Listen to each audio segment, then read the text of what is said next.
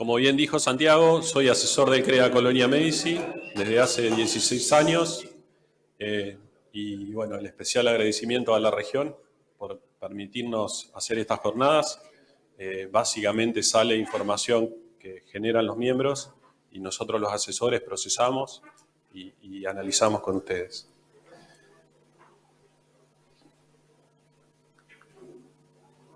Bien, un temario para ver los ítems que vamos a tocar. Análisis climático e información de la región 21-22. Ya hizo una introducción Luciano bien detallada, así que vamos a ver los tips que me sirven para el análisis de la información de maíz tardío y de segunda. Temprano versus tardíos, ahí tenemos varios casos analizados en sitios neutrales, información procesada, de lotes y demás, como para poder compararlo en equidistantes ambientes. Genética, vamos a ver la red de tardío. Nutrición, vamos a ver solamente la parte nitrogenada por una cuestión de tiempo. Densidad, que ya se tocó el tema de densidad en soja, vamos a ver densidad de maíz, que ya anticiparon, tiene diferencia con respecto a soja. Cultivos de servicio, lo vamos a enfocar desde el punto de vista costo hídrico, que énfasis en el tema de manejo del agua, siguiendo la línea del pronóstico que tenemos actual. Y breve información de Mato Grosso, la mesa de asesores con presidentes de la mano de Corteva Argentina-Brasil. Recorrimos toda la zona de Mato Grosso y me pareció una buena oportunidad contarles algunos tips de manejo, hablando en una hat de maíz tardío, lo que es algunas variables interesantes para conocer. Y cierro con márgenes y clima de la 22-23, como para terminar la presentación. Bien, a nivel de maíz país, a nivel de maíz total, sin detallar los distintos maíces, Argentina en el 2021 sembró 7.3 millones de hectáreas con un rendimiento en quintales por hectárea de 81.8, con un total de 52 millones de toneladas producidas. En la 21-22, la que estamos cerrando, la superficie sembrada fue mayor, 8.42 millones de hectáreas, el rendimiento promedio fue menor, 68.8, y la producción similar, traccionada por la mayor superficie sembrada, de 51 millones de toneladas. ¿Sí? Estos son datos de la Bolsa de Comercio Rosario. En lo que respecta a la superficie de siembra, hablando por ahora de maíz total, Argentina en el 2010-2011 sembró 4.16 millones de hectáreas, y en la campaña 21-22, 8,42 millones de hectáreas, un crecimiento realmente muy significativo. Ahora lo que vamos a ver es la proporción entre maíz temprano y maíz tardío. En naranja tenemos el temprano y en verde tenemos el tardío. En la 10-11 el porcentaje de temprano era de 69% y el tardío de 31%, y si nos venimos a la última, el porcentaje de temprano es de 36% y el de tardío de 64%, ¿sí? Prácticamente hay una inversión de porcentajes de área sembrada a nivel país, de la mano del incremento de superficie traccionado por mucha zona periférica a la núcleo. Después vamos a ver lo que pasa en la sur de Santa Fe, que Luciano ya mostró algunos tips. De resumen de la campaña pasada, para hacer de control, de checklist, el pronóstico de noviembre, diciembre, enero era de 69 de niña, 29 de neutro y 2 de niño. ¿Sí? Trabajamos con esa información la campaña pasada y tuvimos estas precipitaciones. Yo muestro 4 localidades para un modo práctico. Vimos que las precipitaciones de la pasada variaron incluso dentro de un mismo campo. Dentro de una tendencia niña fueron muy fuertes las oscilaciones. En este gráfico tenemos naranja Villa Mugueta, el celeste Las Rosas, el rojo es Villa Eloísa y el verde es San Eduardo, acá al sur suroeste de Venado. ¿Sí? El otoño fue bastante bueno, podríamos decir que se tendieron a acercar hacia la media, excepto Las Rosas, que tuvo en un día y medio 350 milímetros.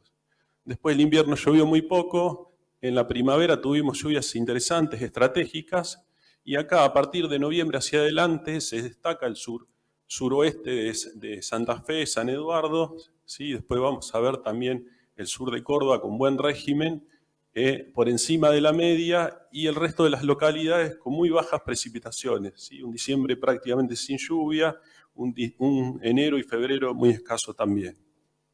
Eso nos marcaron la campaña para lo que fue precipitaciones. Visto de otra manera, nosotros usamos el acumulado de abril a marzo, abril del 21 a marzo. Ahí fijen el 1.189 milímetros para San Eduardo acumulados en esos 12 meses, realmente interesante. Las Rosas, 1.077, gracias a esa lluvia otoñal. El promedio de los 9.59 históricos. Y los más relegados fueron Villa Mugueta y Villa Eloísa para el caso analizado con 671 y 601. ¿Sí? Muy justo, como mencionó Luciano, para hacer doble cultivo, para hacer situaciones de mucho consumo. Y para cerrar en lo que es agua, del análisis pasado, tenemos junio con un mapa con buen régimen en el este y disminuyendo hacia el oeste. Después lo que fue el verano, enero prácticamente con estrés en toda la zona núcleo, excepto el sur de Córdoba. Y el final de la campaña, recuperando algunas zonas, pero una zona central crítica para nosotros. Para complementar lo que es precipitaciones, el análisis importante en lo climático, tengo que mencionar temperaturas máximas y temperaturas mínimas para maíz tardío, ¿sí? Las máximas acá las vamos a ver. A la derecha tenemos, en el eje vertical tenemos la temperatura en grados centígrados, abajo tenemos la fecha. Está marcado el periodo crítico para maíz temprano y el periodo crítico para maíz tardío. Se ve que coincide el periodo crítico de maíz temprano con las temperaturas máximas.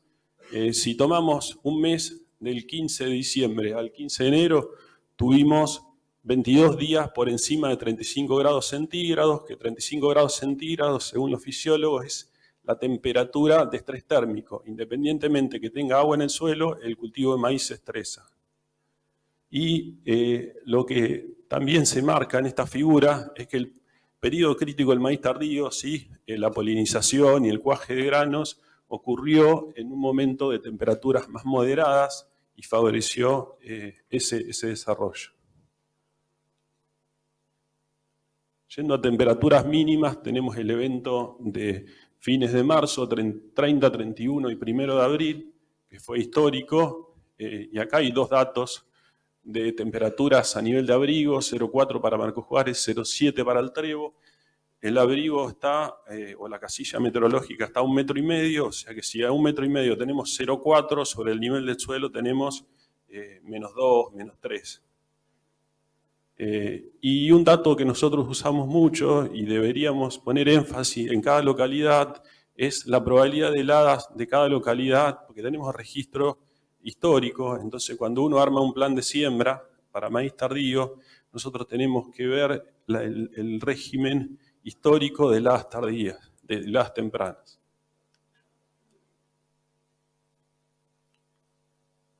Bien, ahora vamos a los resultados de la región de maíz tardío y de segunda. Acá yo voy a mostrar solo maíz, ¿sí? Haciendo filtro en cultivo de maíz dentro de la región sur de Santa Fe. En el 2004-2005, el 93% del área estaba ocupado por maíz temprano, sí que está en naranja, el 7% era maíz tardío. Y si nos venimos a la última campaña, tenemos un 68% de temprano, un 18% de tardío y un 14% de segunda. Creció el maíz tardío proporcionalmente, pero no lo que se dio a nivel país. Eso a causa de la gran calidad de ambientes que tenemos en la sur de Santa Fe, con una buena provisión de agua disponible generalmente, que vamos a analizar lo que nos pasa en esta campaña. Y la línea negra es el incremento en superficie, que van a ver la última, es 106.000 hectáreas para la zona de maíz total. Realmente un número interesante en lo que respecta a maíz total. Estas son las curvas de rendimientos.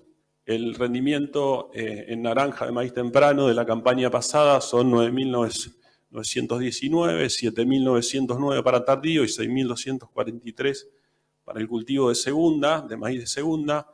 Si en el tardío partimos los ambientes de alta y de baja, tenemos una variación muy grande. Hay más de 2.000 y pico kilos, 2.600 kilos de diferencia entre los ambientes de alta para tardío y los ambientes de baja, ¿sí? Calificados por cada asesor.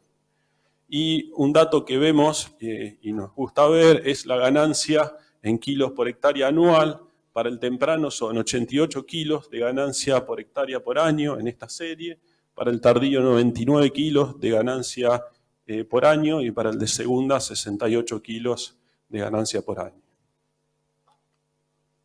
La superficie sembrada por CREA, acá voy a mencionar los nombres directamente, ¿sí? Ascensión, Teodelina, María Teresa, General Arenales, Costa del Carcarañá, que es un CREA nuevo, General Valdicera, Rosario, Montemaíz, Andro Montes de Oca, Santa María, La Calandria, Colonia Médici, La Maroma, que es el otro CREA nuevo, San Jorge de las Rosas, Las Petacas, El Abrojo, Montebuey-Inrivil y Poste Espinillo. ¿Sí? Hay 3 CREAs que siembran mucha superficie de maíz tardío y de segunda. Vamos a ver lo que pasa en rendimiento. Rendimiento está ordenado por rendimientos de tardío, de mayor a menor, en verde. El CREA Ascensión tiene el rendimiento más alto, 12.782. Le sigue Teodelina, María Teresa, General Arenales. Y acá este es un gráfico que está interesante verlo porque es rendimiento por localidad. Tiene 2 indicadores, que es el tamaño del círculo, me indica la superficie sembrada.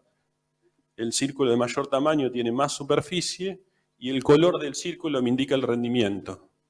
Los colores rojos son menores rendimientos y los colores verdes son rendimientos más altos. Yo ahí trazo una línea y se nota muy bien que la parte norte, noreste de la región nuestra tuvo rendimientos más bajos y la parte suroeste tuvo rendimientos más altos, como concepto general descriptivo que tiene mucho que ver con las precipitaciones que tuvimos, además de la calidad de ambientes. La pregunta que nos hacemos es ¿cuándo siembro maíz? Y acá les pido un ratito de atención. Vamos a ver un árbol de decisión que lleva un par de segundos verlo, digerirlo, pero nos sirve para tomar la decisión y después vamos a ver algunas validaciones. Si nosotros tenemos suelos clase 1 con napa cercana a la superficie, que hoy son pocos los lotes, como se dijo, que se encuentran, hay algunos. Bueno, en esos lotes vamos a maíz temprano. Pero si no tenemos la presencia de napa, ¿sí? Que está más allá del 1,5 metros, ahí analizamos las fases. Si es niño, ahí vemos agua útil. Si tenemos más del 70, también vamos a temprano. Si tenemos menos de 70, vamos a tardío. La situación de esta campaña, como ya se fue mencionando, es de neutro niña, ¿sí? Que sería la mayoría de los casos, o muchos casos que tenemos, clase 1, sin napa y año niña, y ahí estamos clavando barrenos y viendo si podemos llegar a 80%. La verdad que no se encuentran lotes, la mayoría están bastante por abajo, que es esta situación. Si no vamos a llegar a esa situación de acumulación de agua, vamos a venir a tardío. Y yendo a suelos con limitantes, hay 2 grandes diferencias, limitantes leves, que son la mayoría de clases 2 para el caso de Santa Fe. Si el año fuera niño, nos vamos como si fuera un clase 1 sin napa, pero en una situación de neutro niña, directamente nos venimos a tardíos, porque sabemos que la recuperación y la recuperación del perfil va a ser más compleja en estos ambientes. Y con ambientes con altas limitantes, como por ejemplo alto porcentaje de arena, tosca, alto porcentaje de limos, alta conductividad, vertisoles, etcétera, ahí directamente nos vamos a tardío. Y ahora lo vamos a validar con algunos ensayos. Por ejemplo, este es temprano tardío, es un experimento que hace el grupo Gimuse de Zavalla, primero conducido por Lucas Borrás, ahora liderado por Santiago Álvarez del Prado. ¿Sí? Se comparan 5 híbridos comerciales, todas las campañas, y se siembra temprano y tardío en las mismas condiciones, en el mismo lote. Y acá van a ver, el punto lleno es temprano, el punto vacío es tardío. Fíjense en las dos curvas, la de temprano tiene una pendiente más fuerte y hacia abajo. Las últimas campañas se deprimieron los rendimientos de temprano y los tardíos se sostuvieron a través de los años, ¿sí? Los tempranos se caen por problemas de precipitación en los últimos años. Los tardíos tuvieron un rendimiento sostenido y con buen nivel de productividad, ¿sí? Arriba de los 11.000 kilos. El mismo caso yo tengo analizado para el CREA Colonia Medis y acá separo los índices de aptitud agrícola mayores a 72, ¿sí? Que lo vamos a ver ahora, y los menores a 72, que son los ambientes de menor productividad. Los de mejor productividad, si yo separo temprano versus tardío, en la fase de niño siempre nos queda con más potencial las fechas tempranas, con mejor promedio y con pisos relativamente aceptables a bueno. Cuando nos vamos a la fase niña, ya acá vemos que los tempranos, que está en gris, tenemos rendimientos bastante más bajos y nos empieza a hacer un poco de ruido y vemos una buena performance de los tardíos, ya sea en promedio como en pisos. Entonces la pregunta que nos hacíamos es, ¿qué pasa con tempranos? Que hay algunos que les va muy bien y algunos que no nos va tan bien. Ahí el indicador que mejor nos ajusta es la napa. En estos ambientes buenos, cuando tenemos presencia de napas y napa cercana, nos eleva los pisos, nos les eleva los promedios independientemente de la fase.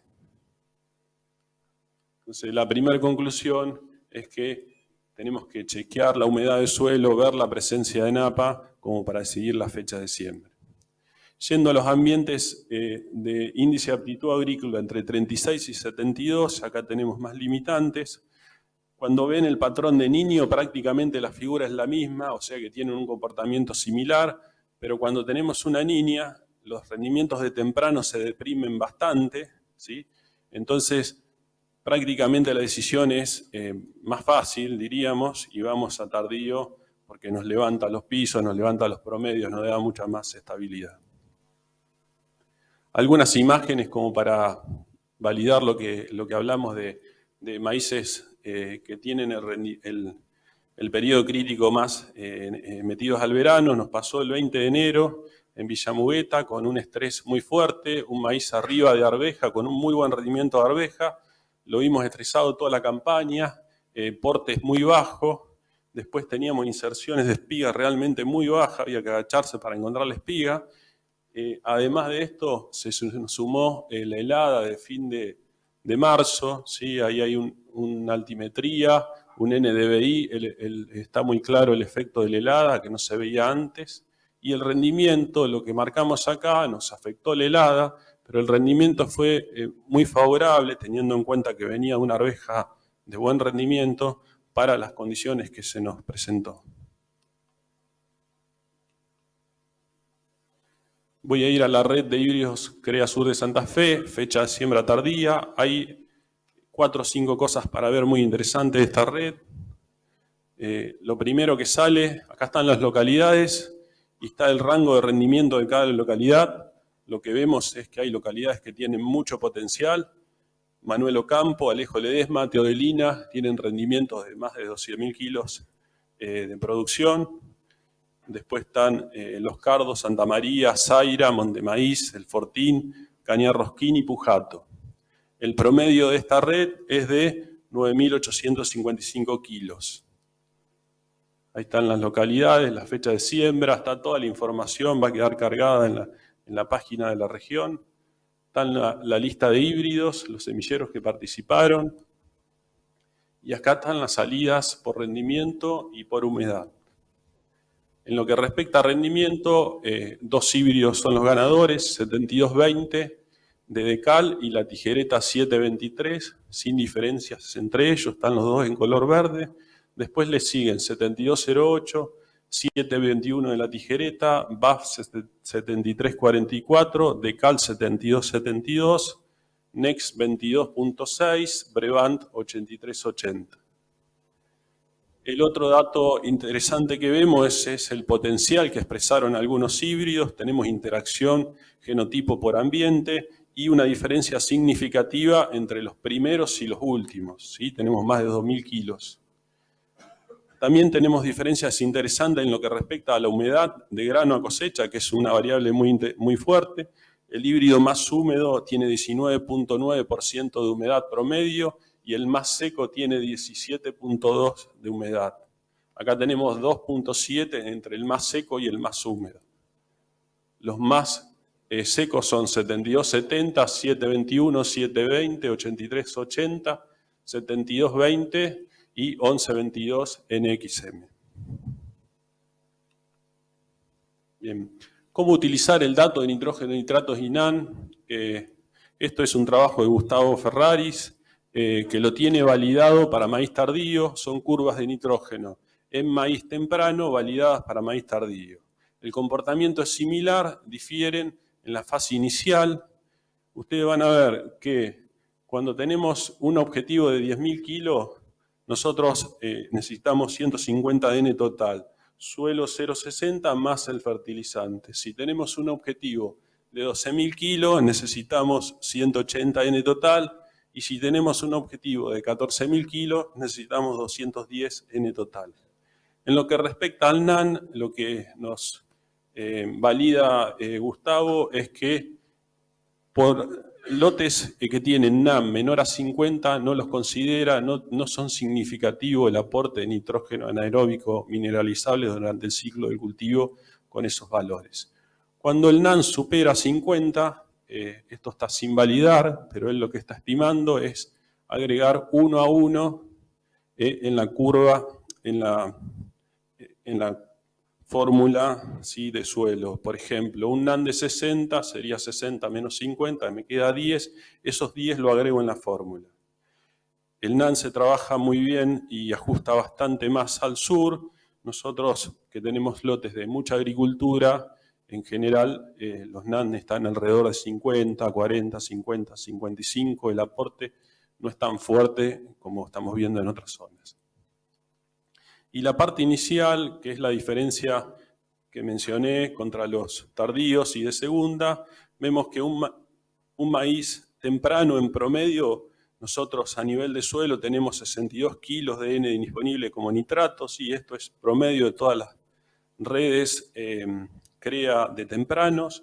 Para tardío es 103 y para de segunda 41. O sea que entramos a la curva en distintos puntos, ¿sí?, con distinto nivel de nitratos según el cultivo que tenemos. Acá una pregunta que nos hacemos es: ¿maíz tardío o de segunda? Para resolverlo, vamos a ver este gráfico a modo descriptivo, ¿sí?, práctico, donde se analizan las siguientes variables: malezas de invierno, malezas de verano, beneficios al suelo, costo hídrico y márgenes brutos. En lo que respecta a cultivos analizados son trigo maíz, arveja maíz, carinata maíz, cultivo de vicia maíz, barbecho maíz. Barbecho sería un barbecho tradicional que me permite acumular agua. Malezas de invierno en general son todos muy buenos. El que tiene el punto más débil es el barbecho tradicional.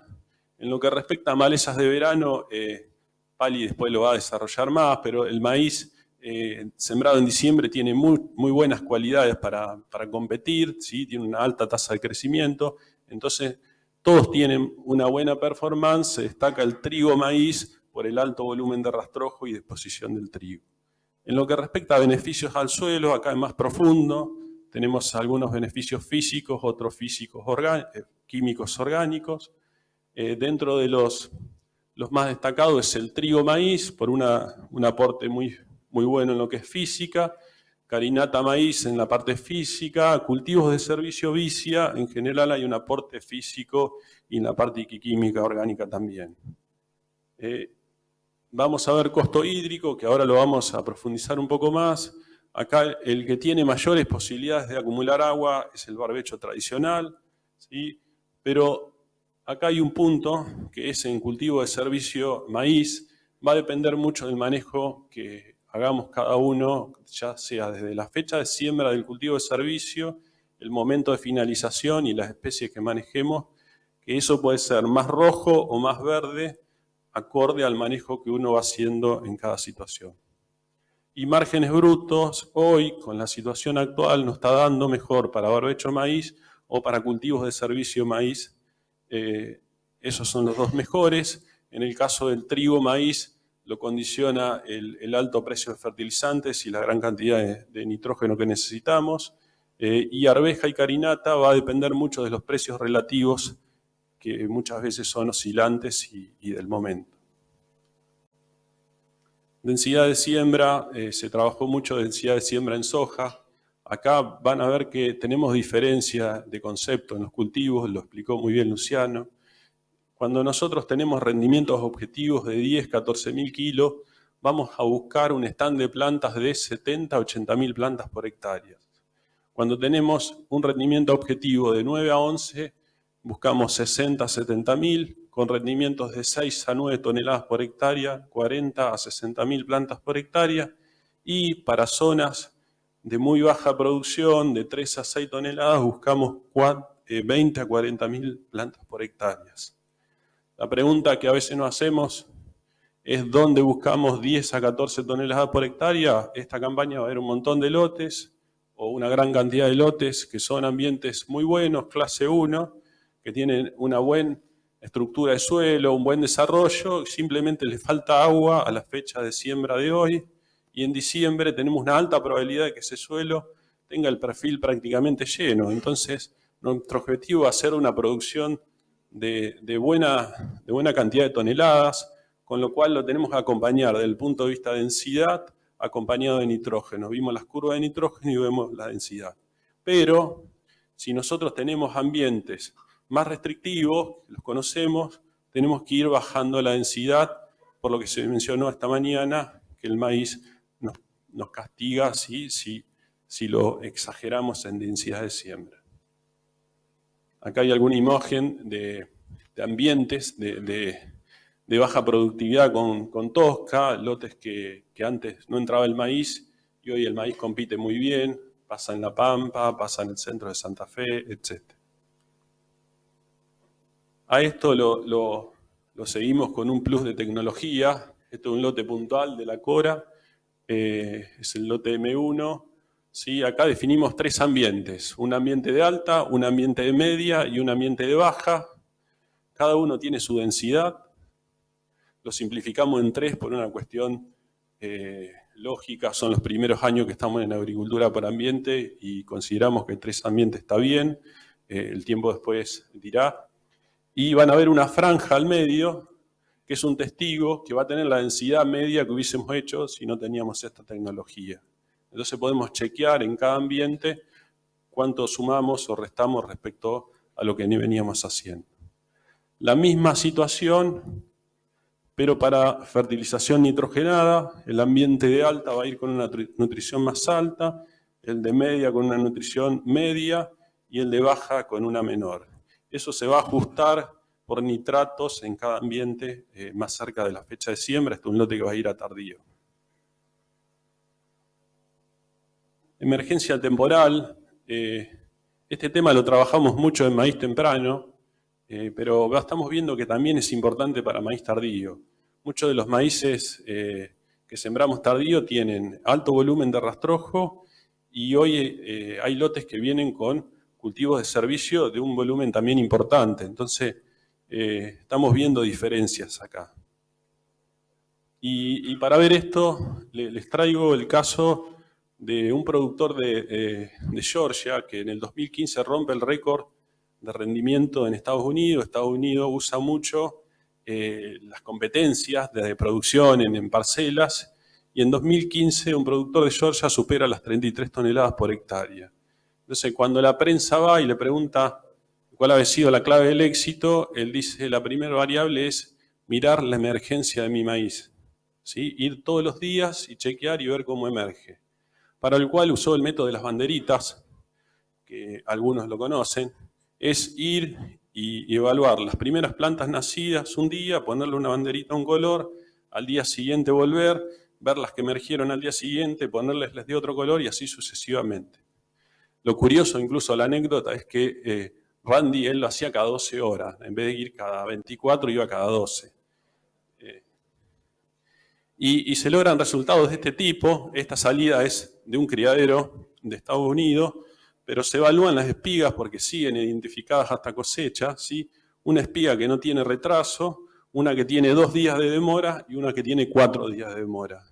La pérdida acá es de 15% y acá es de 21% en producción, ¿sí? Hay también datos que las que están aledañas acá levantan un poquito la producción, que es entre un 3 y un 6% para este trabajo, pero nunca compensan la espiga del stand original, ¿sí? Entonces, esto lo vemos mucho en los lotes, es un tema muy fuerte. Los factores más relevantes para uniformidad temporal son la temperatura. En el maíz tardío tenemos un plus, ¿sí? Tenemos más temperatura. El vigor de la semilla y la uniformidad en la profundidad de siembra, que ahora vamos a ver algunas imágenes.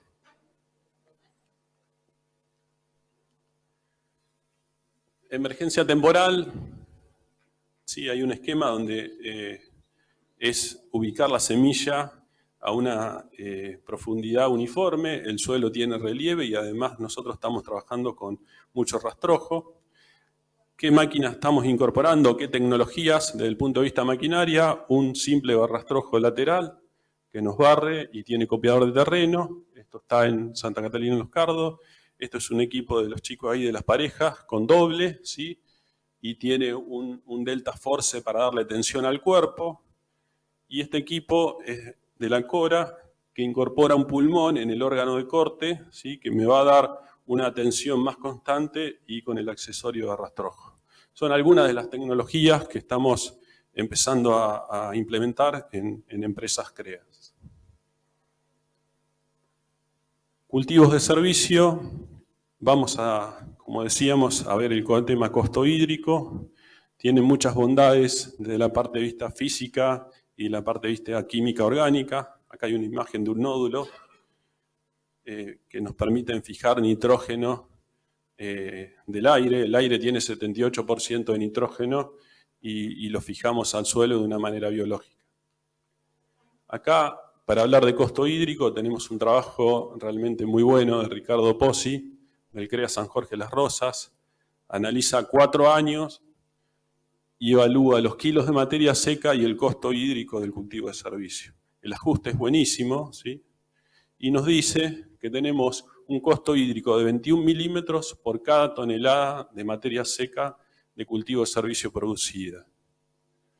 Entonces, con esa información nosotros trabajamos y además, yo lo puse acá en rojo, como objetivo de estas campañas que venimos de tercer pronóstico de niña, de bajas precipitaciones, de ver suelos con baja recarga, es tratar de llegar a la siembra de maíz con el perfil lleno, inclusive en lotes que vengan con cultivos de servicio. La pregunta es, ¿se puede? Sí, tranquilamente. Hay que trabajar mucho en la fecha de siembra del cultivo de servicio, muchas veces lo adelantamos, lo anticipamos, sembramos al voleo antes que se coseche el cultivo anterior, y ahí logramos una buena performance y después trabajamos controlando humedad y tener en cuenta el plan que yo tengo en mi lote, qué fecha de siembra pretendo sembrar. Entonces ahí voy a tomar la decisión de finalizar el cultivo de servicio en el momento que yo decida.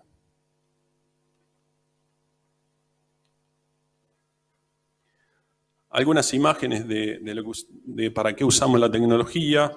Incorporamos lotes que muchas veces parecen abandonados, con malezas que no están en producción, cultivos de servicio, y vamos a maíz tardío y se notan cambios bastante rápidos y realmente muy positivos para entrar en producción de una manera amigable con el sistema.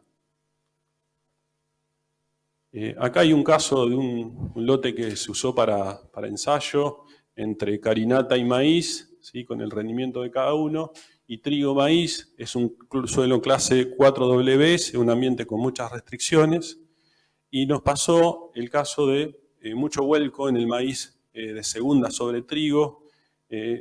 Cuando se chequeó, había una presencia de gusano blanco muy fuerte, más que en el caso del que venía de carinata, y acá sugerencias para gusano blanco, que hay una consulta bastante fuerte en algunas zonas. Gusano blanco o Dilobopterus abderus tiene preferencia por las gramíneas, entonces lo tenemos que tener en cuenta. Muchas veces no nos queda otra que rotar cultivos, curado de la semilla sí o sí, y una hipótesis que estamos manejando, y vamos a probar en algunos casos, es bolear el cultivo de servicio con una gramínea curada para que el gusano se entretenga, digamos, con el cultivo de servicio y no con el cultivo de cosecha. Bueno, los tratamientos de cobertura total tienen baja eficiencia. Y acá sí, algunos tips del viaje que hicimos a Mato Grosso. Parece importante ver lo que siempre Enrique nos decía, lo que es esta zona a nivel de producción de maíz, y bueno, tocarlo hoy en lo que respecta a maíz tardío. Hicimos esta ruta de Cuyabá hasta Sinop.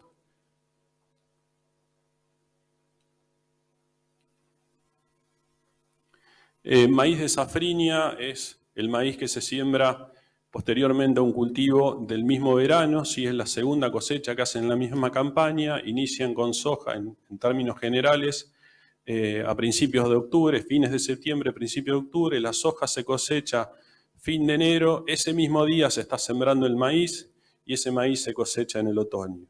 Es una zona donde concentra las precipitaciones estivales y en el invierno prácticamente no llueve. Vemos desarrollo de mucha biomasa, mucha área foliar, inserción de espiga muy alta, y lo que veíamos era una nutrición acorde a los dos cultivos que ellos hacen, de 120 N puesto en el maíz y P, K, S y zinc iniciando aportes, fósforo 170 para los dos cultivos, potasio y azufre. Los suelos son ácidos, o sea que ellos hacen una corrección con carbonato. Es una zona, esto está abajo de Amazonia, es una zona que tenía un pastizal, digamos, sabanas, su vegetación original, y han trabajado mucho en la conductividad y en la corrección de esa acidez. La tecnología realmente es significativa. Vemos muchos equipos, mucho hidráulico, mucha electrónica en las sembradoras, que fue lo que más nos impactó. Y acá es un cambio, una noria que cambia, reemplaza el tubo de bajada típico tradicional que tenemos nosotros. Esta noria evita el pivoteo de la semilla en ese tubo y me da una mejor certeza con respecto a la velocidad de trabajo. La noria es una cerda acá, que la semilla se ubica y va bajando, entonces no tiene posibilidades de moverse y queda depositada en el fondo del surco.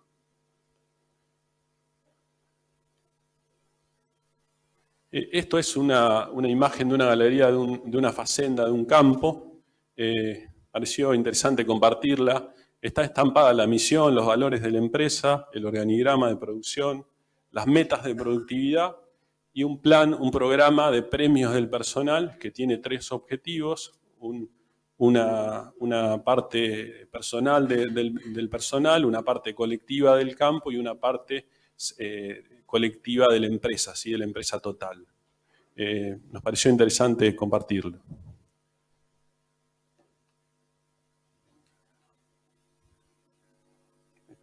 Vimos algunas cosas interesantes en Embrapa de Sinop. Yo les dejo dos fotos. Una es erosión de suelo, validar lo que nos muestra siempre APRESID, suelo con labranza, suelo en siembra directa y suelo con cultivos arriba, ya sea cultivos de servicio o cultivos implantados. La erosión es significativamente menor.